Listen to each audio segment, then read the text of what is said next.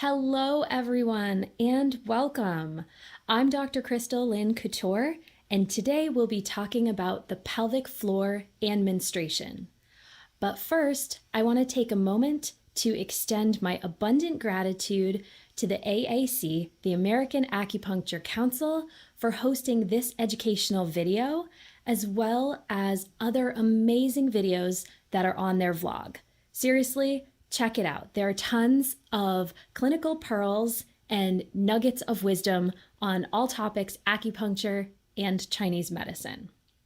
So let's get started with today's topic, the pelvic floor and menstruation.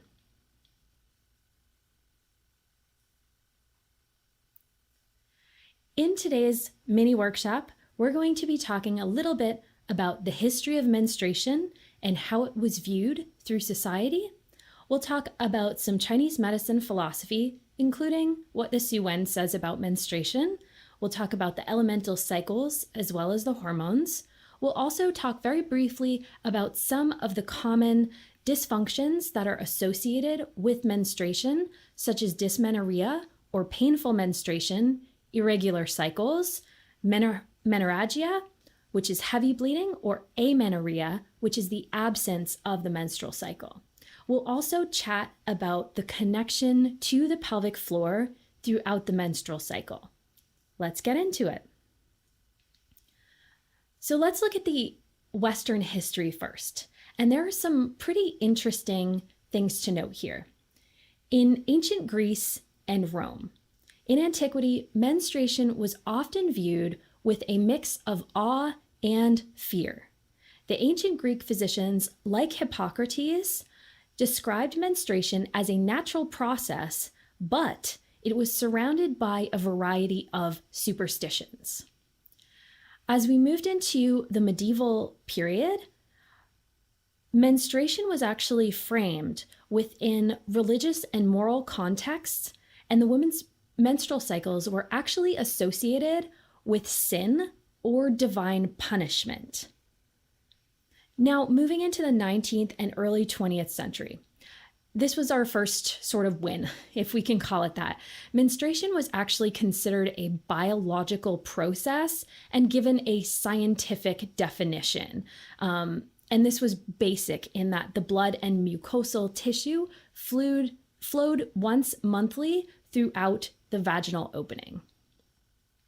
Now, as we move into the 1960s and 1970s, okay, so this is really, really recent. Women have been bleeding since the beginning of time, and yet it was the 1960s and 70s when feminists began to challenge the stigma that surrounded menstruation. And there was an increased awareness of the impact that menstruation can have on a woman's social and professional life. Finally, in the state of present feminism, the world has recently started talking about menstruation.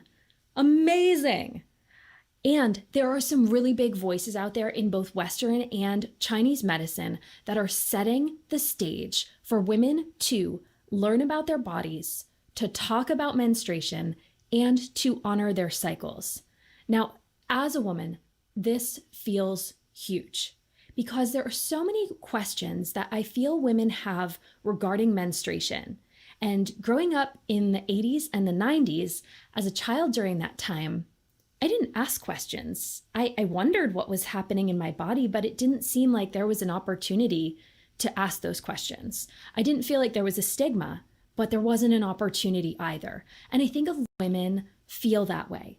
And a lot of women continue to feel that way. So as acupuncturists, we've got this beautiful opportunity to help clients understand their bodies, to help them honor their monthly bleed, to help them gain some knowledge about what's happening within their biological system, within their ecosystem, so that they can then, one, get help when they need it, two, identify when something doesn't feel right, and three, feel like what's happening is okay and it's normal and there shouldn't be shame and other negative emotions associated with it.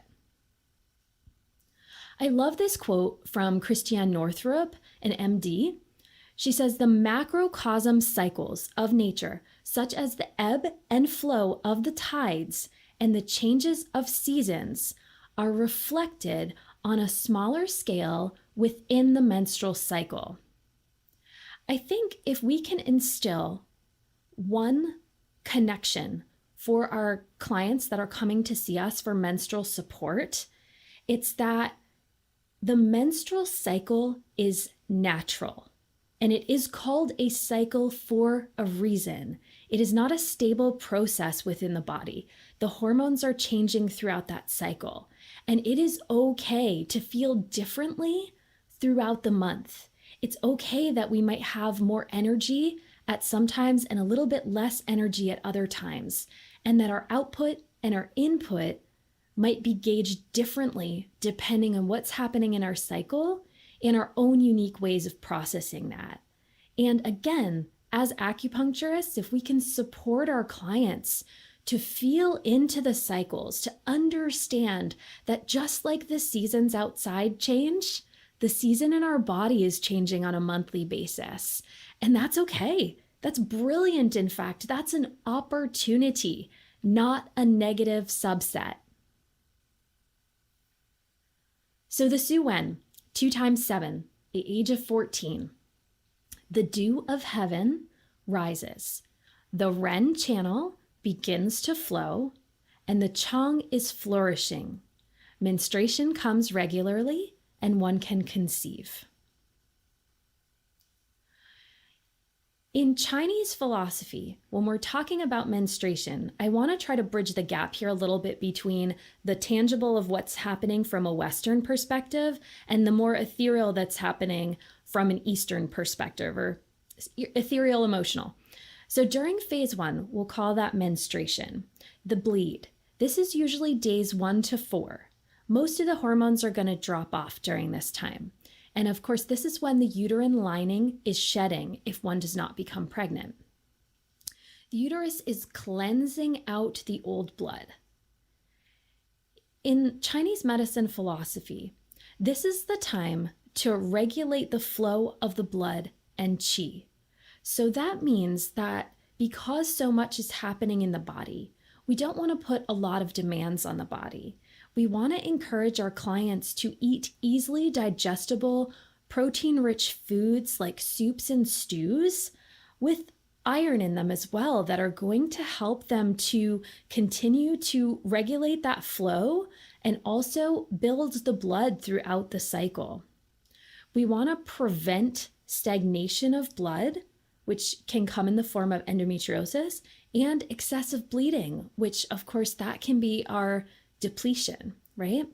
So during this time, I like to encourage clients to conserve their qi. I encourage them to rest during this time. If they're going to do exercise, to be doing exercise that is low impact, like yoga or meditation or qigong. This is not the time to encourage your client to be going for, their strongest pump or something like that. Because the body wants to utilize that energy. And as acupuncturists, we know there's only a certain amount of energy to go around the body, right? And at certain times, like menstruation, that energy is concentrated in the uterus, which, is why we feel a little bit more fatigued, which is why we feel a little bit more depleted. The uterus is taking all of that energy to release the uterine lining, to let go, to shed. So when we start to shunt that energy in other places, what we can have is then the uterus not having the energy it needs. So resting, staying warm, gentle exercise, avoiding sex during menstruation is really important because the process of the bleed is a downward and outward process, right? It is a releasing process. Taking in during a releasing process sort of goes against, in Chinese medicine philosophy, what is naturally occurring in the body. And that's the key, helping our clients just to tap into the logic of what is their body saying and using the simple cues of how their body responds to then make choices. avoiding heavy lifting, of course, and hydrating well. This is one of my big tips for clients, is to encourage them to stay maximally hydrated. The blood, in essence, right, is water.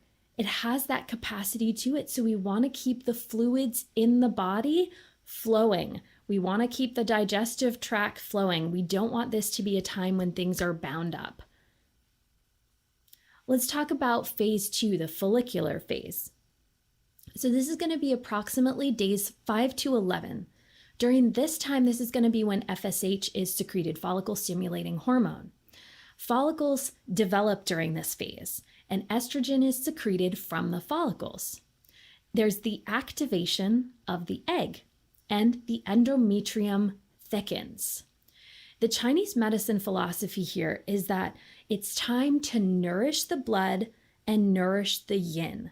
We also want, for fertility's sake, we also really want to be strengthening that uterine lining and the follicles, which means that a diet should include proteins, it should include leafy greens, and it also should include foods that are moistening, okay?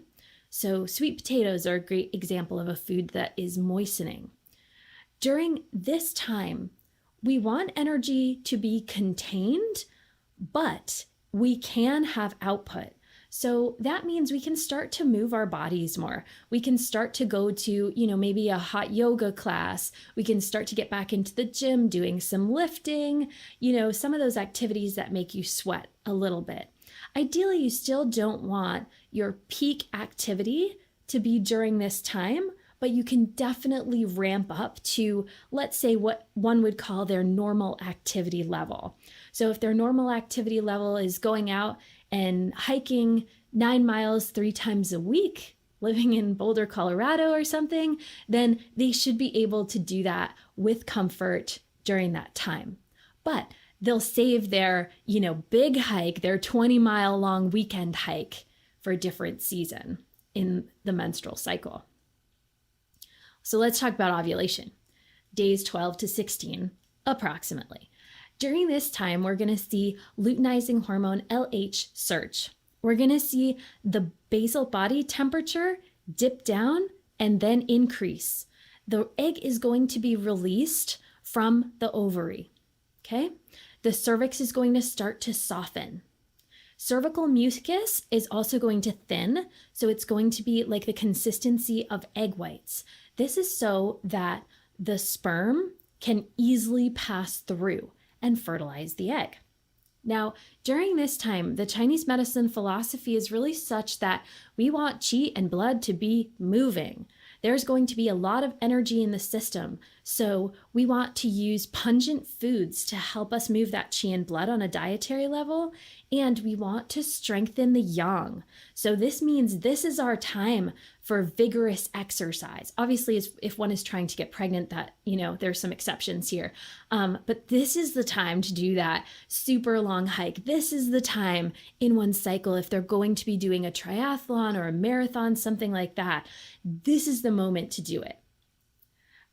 And then we want to encourage that creative output, that manifestation and expression, right? Because the egg serves as that. When the egg is unfertilized, we're not producing a child, but utilizing that energy of creation, that energy of manifestation, that energy of expression, encouraging our clients to get into that slipstream is so important for their spirit during this phase, for them to stay on the path of their Tao. The final phase we're going to talk about, phase 4, the luteal phase, days 17 to 28. So this is when progesterone is going to increase. Estrogen is high, and the uterine lining thickens. The Chinese medicine philosophy here is that we need to boost qi and yang. So we can get into this phase of vigorous and competitive exercise until about day 26, leading right up to the bleed, because we don't want to be utilizing all the energy we've got and then bleed the next day, ideally. So eating lots of veggies to increase fiber, and of course, starting that heavy increase in hydration is really, really important during this phase. I wanted to post this image of the balance between yin and yang. So we see when we start off with the menstruation phase on the bottom of the chart there, we start off with menstruation, go into the follicular phase, ovulation, and then the luteal phase. Of course, we're going to see the red line is yang, the blue line is yin. Now, we're going to see that yin and yang rise in correlation and coordination with each other. Yang becomes yin during menstruation, and yin becomes yang during ovulation. The seasons within. Okay, so let's think about that phase 1, that menstrual phase. This is going to be our inner winter. This is a phase where we have blood, we have the element of water, which makes sense, and the seeds or the essence are where we return to. In the spring, our follicular phase, we're going to have the fluid of yin, the element of wood, and we're going to start to see those buds form. During our inner summer, we're going to have ovulation. This is when yang is building. We have that fire energy, right? And of course, the flowers are blooming. In the autumn, the luteal phase, we've got the chi. We've got the metal element. And then we've got those petals starting to shed, right? And of course, earth sort of remains as the element in between.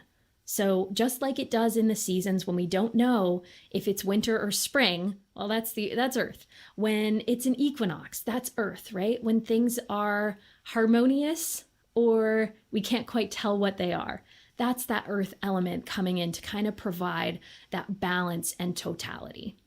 I love explaining a menstrual cycle to clients through the lens of the seasons because it really gives them like that aha moment, that fresh breath of like, oh, it's okay that I feel this way, right? Okay, so let's talk about the hormones. First off, estrogen. Estrogen is going to peak in the days just before ovulation. It is made in the ovaries and it is secreted by the adrenals as well as the adipose tissue. It thins the cervical mucus. This keeps the walls of the vagina thick and elastic and also lubricated. The estrogen is going to support a healthy libido. It's also going to regulate the metabolism of lipids and our cholesterol levels. So this is really important to consider as well. It stimulates cells to develop insulin to the muscles, which actually lowers blood sugar. So I'm putting some of these sort of effects of the hormones in that don't exactly have to do with menstruation, but they're things that we might commonly see with women that we're treating. So the connection between cholesterol and the connection between blood sugar. Okay, so estrogen also is known to improve muscle mass and strength. Again, makes total sense from Chinese philosophy as to why when the estrogen peaks that we are really able to start pushing ourselves with exercise, right? Promotes activity of the osteoblasts, and these are the cells that make bone. So this is important to consider, especially as women age. Finally, estrogen binds to the fibroblasts and supports collagen production.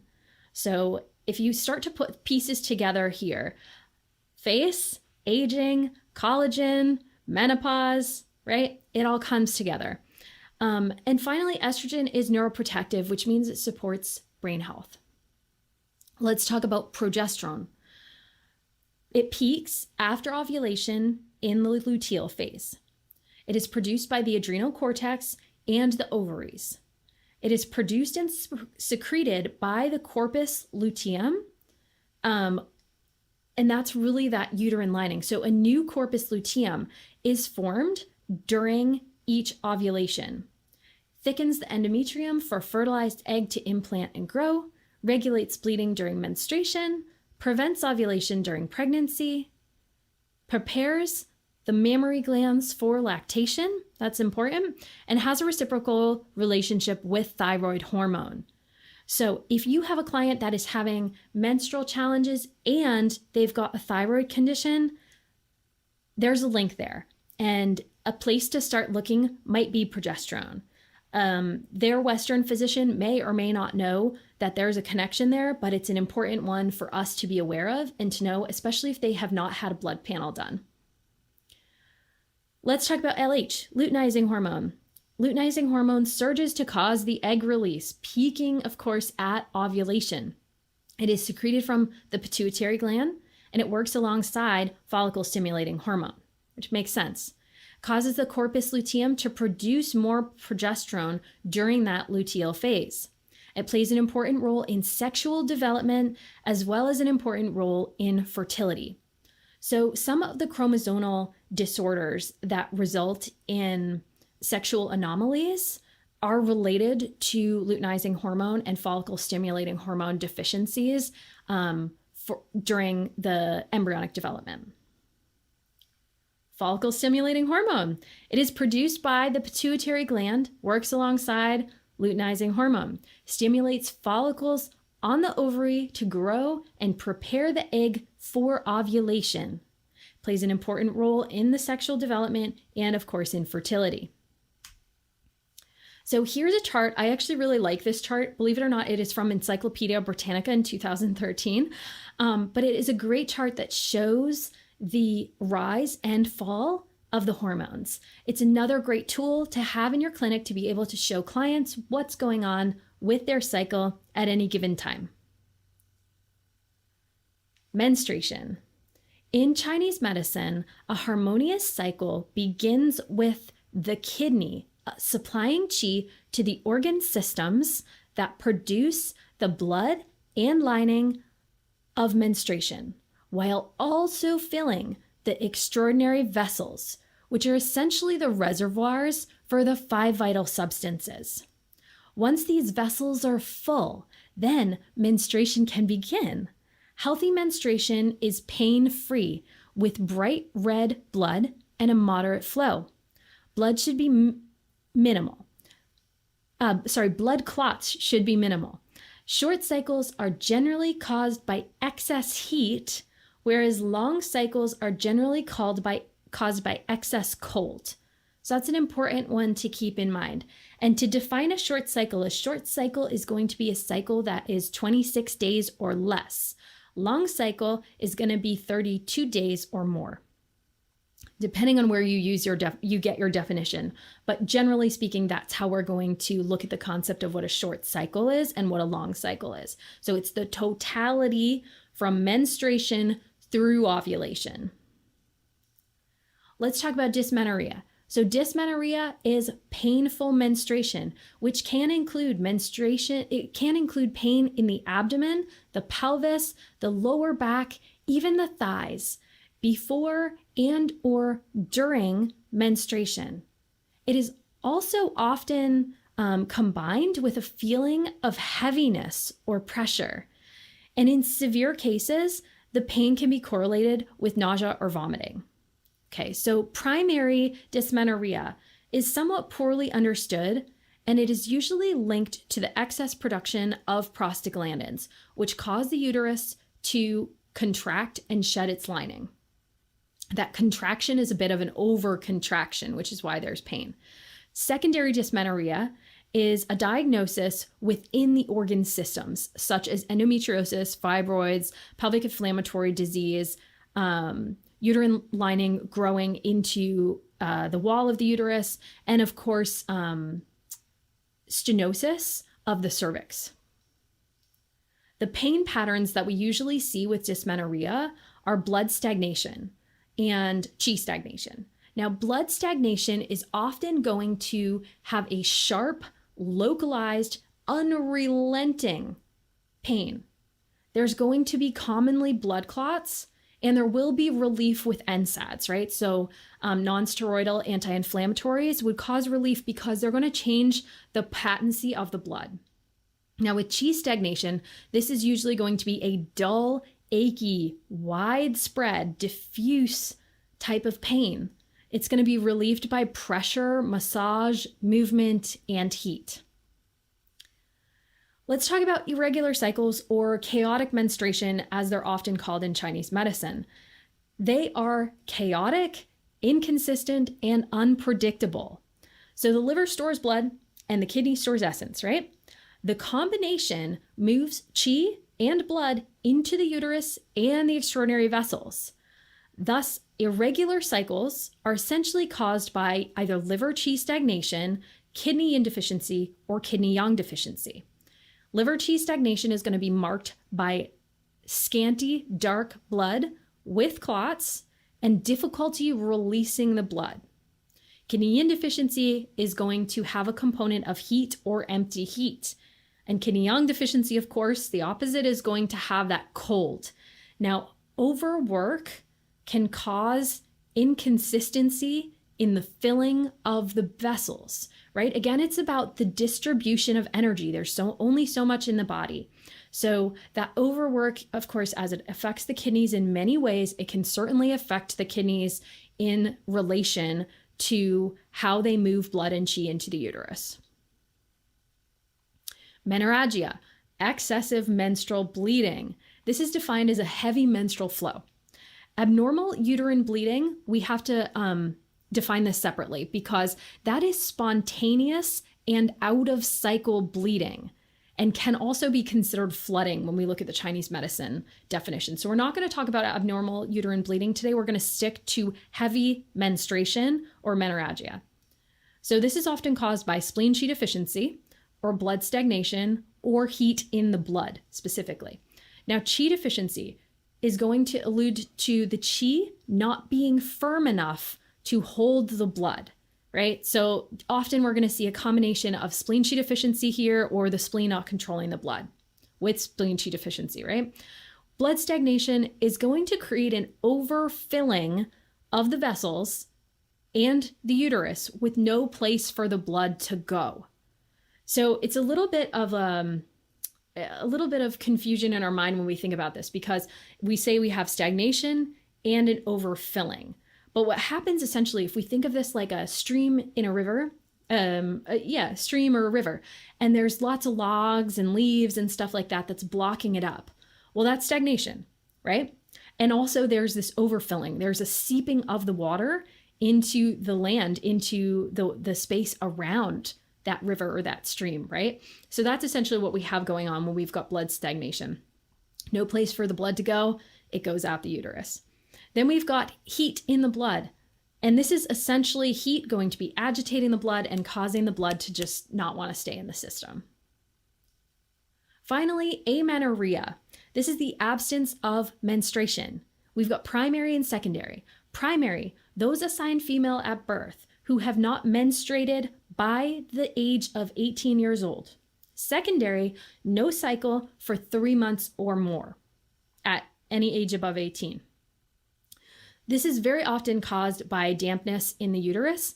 So spleen qi deficiency is often the cause here, creating poor transformation, thus obstruction of the lower jiao and the uterus, which then leads to a series of other problems in patterning, right? We essentially end up with qi and blood deficiency due to poor nourishment throughout the system, or qi and blood stagnation, which is more of an excess condition, and the blood is stagnant but not deficient.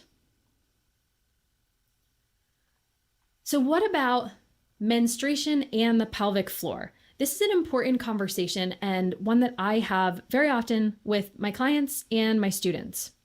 So there are 3 components that we're going to talk about very, very briefly and basically. 1 is the muscles, 2 is inflammation, and 3 is pressure changes. Muscles. The changes in estrogen create changes in the muscle suppleness throughout the body, okay? This also occurs in the pelvic floor. So estrogen is the lowest when we are leading up to and during the monthly bleed, okay? So what this means is that the suppleness is at its minimal during this time. There's also an increase in prostaglandins, which further relaxes the smooth muscle tissue, leading up to the shedding of the uterine lining. And of course, this shedding of the uterine lining creates a micro-inflammatory response, right? So now we've got muscles that are starting to be less supple. We've got inflammation, And on top of that, progesterone increasing can slow digestion. Estrogen rising can cause gas and air to be trapped within the intestines, which means we have pressure changes. So we have some slack muscles, we have inflammation, and we have pressure changes. All of this means that leading up to one's bleed and during one's bleed, they can experience increased urinary and bowel incontinence, urinary and bowel frequency, urinary and bowel urgency, loose stools, of course, abdominal distension, and pain leading up to the cycle and during the cycle. The pelvic floor is directly impacted by what's happening with the hormones leading up to and during menstruation. Now, why is this important for us to know? Well, one, when we're questioning our clients, when we're asking them about their cycle, when we're asking them about their pelvic floor and the function of their pelvic floor, it's important for us to know, is the pelvic floor, let's say, weak or tight all the time? Or is the pelvic floor just at a disadvantage, a hormonal disadvantage, let's say, when they are leading up to their cycle? Now, as acupuncturists, we have a brilliant gift of connecting with our clients and understanding a little bit about their bodies on both a Western and an energetic level. We also have this great tool in our toolkit called acupuncture. And what does acupuncture do? It creates a neuroendocrine effect. So great news about that. We can understand hormones, but we don't have to totally understand hormones to make a difference within the body, because if we understand the pattern and we're inserting needles into the body, we're going to elicit a neuroendocrine effect. What does a neuroendocrine effect do? It balances the hormones in the body system. So we can really make a big impact. And I honestly see a lot of clients that have pelvic floor dysfunction specific to menstruation have a major improvement just from having general acupuncture that isn't specific to the pelvic floor. It's such an amazing benefit.